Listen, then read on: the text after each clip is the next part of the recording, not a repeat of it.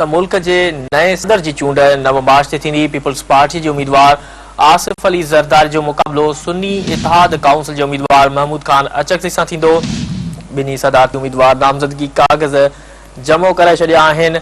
Breaking news अवां सां share कंदासीं। मुल्क जे नए सदर जी चूंड 9 मार्च ते थींदी। पीपल्स पार्टी जे उम्मीदवार आसिफ अली ज़रदारी जो मुक़ाबिलो सुन्नी इत्तेहाद काउंसिल जे उम्मीदवार महमूद खान अचकज़ई सां थींदो। ॿिन्ही सदारती उम्मीदवारनि नामज़दगी काग़ज़ जमो कराए छॾिया आहिनि।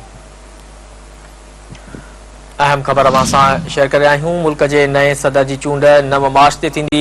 पीपल्स पार्टी जे उम्मीदवार आसिफ अली ज़रदारी जो मुक़ाबिलो सुन्नी इत्तेहाद काउंसिल जे उम्मीदवार महमूद खान अचकज़ई सां थींदो। ॿिन्ही सदारती उम्मीदवारनि नामज़दगी काग़ज़ जमो कराए छॾिया आहिनि।